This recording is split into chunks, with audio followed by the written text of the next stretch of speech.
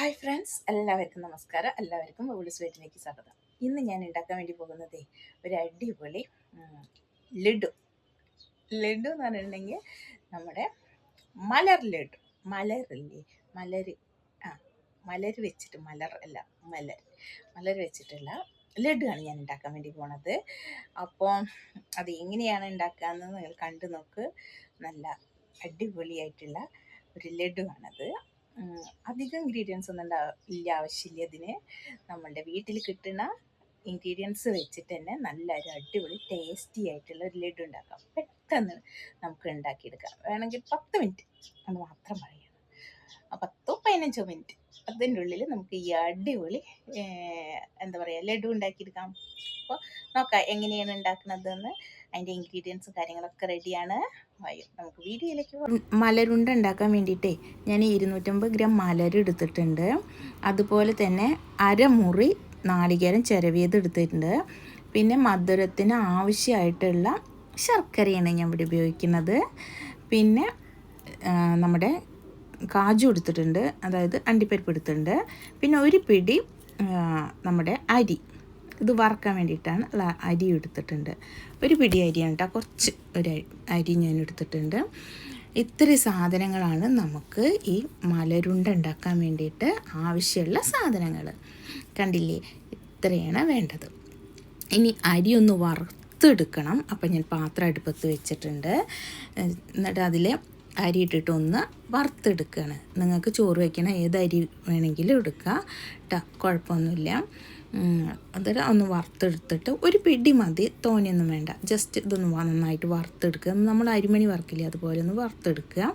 അതിനുശേഷം മലരൊന്ന് ജസ്റ്റ് ഒന്ന് ചൂടാക്കിയെടുക്കുക. നന്നായി ചൂടാവേണ്ട, ജസ്റ്റ് ഒന്ന് നന്നായി ചൂടായി കിട്ടിയാൽ മാത്രം മതി. അങ്ങനെ ജസ്റ്റ് ഒന്ന് ചൂടായി ഇട്ടിട്ട് പാത്രത്തേക്ക് എടുത്ത് മാറ്റുക. അതുപോലെ തന്നെ അണ്ടിപ്പരിപ്പും ഒന്ന് നമ്മൾ ഇതുപോലെ തന്നെ ചട്ടിയിലിട്ടിട്ട് ഒന്ന് വറുത്തെടുക്കണം. ഇപ്പോൾ ഇത് നമ്മൾ വറുത്തെടുക്കുമ്പോൾ ഒരു ചുട്ട ഫ്ലേവർ കിട്ടും. അതിന് വേണ്ടിയിട്ടാണ് അണ്ടിപ്പരിപ്പ് വറുത്തെടുക്കുന്നത്.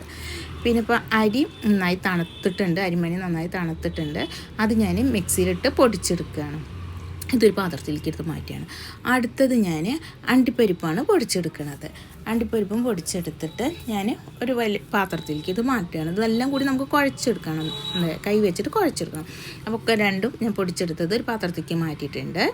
ഇനി അടുത്തത് മലരാണ് പൊടിച്ചെടുക്കാൻ വേണ്ടി പോകുന്നത്. ഒരു മിക്സി ജാറിലിട്ടിട്ട് നന്നായിട്ട് പൊടിച്ചെടുക്കുക. നന്നായിട്ട് ഫൈനായിട്ടൊന്നും കിട്ടില്ല, എന്നാലും നന്നായിട്ട് പൊടിയായിട്ട് കിട്ടും. ഇത് ഭയങ്കര കാണാന്ന് പറഞ്ഞാൽ തീരില്ല, ഇങ്ങനെ പാറി ഫാനിട്ട മൊത്തം നമ്മൾ പാറി പോകും. അങ്ങനെയാണ് ഈ മലരിൻ്റെ പൊടി. അങ്ങനെ ഞാൻ അതിൽ കുറച്ച് മലരിൻ്റെ ഇതിൽ ശർക്കരയും ചേർത്തിട്ടാണ് ഇനി പൊടിക്കാൻ വേണ്ടി പോകുന്നത്. ശർക്കരയും ചേർത്ത് ഇനി കുറച്ച് തേങ്ങയും കൂടി ഇട്ട് കൊടുത്തിട്ട് പൊടിച്ചെടുക്കുകയാണ്. അപ്പോൾ ശർക്കരയിലും തേങ്ങയിലും ഇതിലൊക്കെ കിടന്നിട്ട് ഇതാ ഇങ്ങനെയാണ് ആക്കിയിട്ടുള്ളത്. അത് ഞാൻ എടുത്ത് ഇതിലേക്ക് മാറ്റുകയാണ്. ഇനി ഇതെല്ലാം മാറ്റി പൊടിച്ചെടുത്ത് കഴിഞ്ഞതിന് ശേഷം ഈ പാത്രത്തിലേക്ക് ഇട്ടുണ്ട് കേട്ടോ. ഇനി ഇത് നന്നായിട്ട് നമുക്ക് കുഴച്ചെടുക്കണം.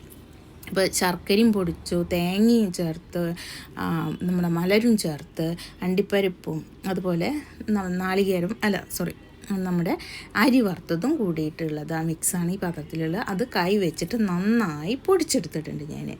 ഇനി ഇത് കണ്ട ഇങ്ങനെ പിടിക്കണ ഒരു പരുവുണ്ട്. നമ്മൾ വണ്ടിപ്പിട്ടൊക്കെ പിടിക്കുമ്പോൾ ഒരു പിടുത്തം കിട്ടില്ലേ, ആ പരുവാവണ വരെ നന്നായി കുഴച്ചെടുക്കണം. കുഴച്ച് മിക്സാക്കി എല്ലായിടത്തും മധുരവും തേങ്ങയുടെ ഇതും നല്ലതും കിട്ടണം. അതുപോലെ നന്നായി കുഴച്ചെടുത്തതിന് ശേഷം ഇതുപോലെ ഉണ്ടകളാക്കി പാത്രത്തിലേക്ക് നമുക്ക് മാറ്റിയെടുത്ത് വയ്ക്കാം.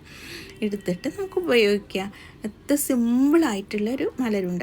നമ്മൾക്ക് 4 മണി ചായയുടെ ഒപ്പം കഴിക്കാനും അതുപോലെ കുട്ടികൾക്ക് ലഞ്ച് ബോക്സിലൊക്കെ കൊടുത്തയക്കാനും ഒക്കെ പറ്റിയിട്ടുള്ളൊരു കുഞ്ഞു റെസിപ്പിയാണ്, ഹെൽത്തിയുമാണ് അത്.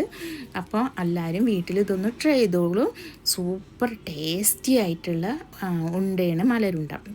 പിന്നെ ഈ ഗർഭിണികൾ വീട്ടിലുണ്ടെങ്കിൽ അവർക്കും കഴിക്കാം, ഇഷ്ടം പോലെ കഴിക്കാം. കാരണം ഛർദിലൊക്കെ വരുന്ന ഗർഭിണികൾക്കും ഇത് നല്ല അതുപോലെ കഴിക്കാം. കാരണം ഛർദിലൊന്നും ഉണ്ടാവില്ല. മലർ വെള്ളമൊക്കെ കുടിച്ച് കഴിഞ്ഞാൽ ഛർദിക്കില്ല എന്ന് പറഞ്ഞു കേട്ടില്ലേ, അതുപോലെ ഈ മലരിൻ്റെ ഉണ്ട കഴിച്ചാലും അതേ ഫീൽ തന്നെയാണ്. നല്ല വായ്ക്കൊരു ടേസ്റ്റും കിട്ടും.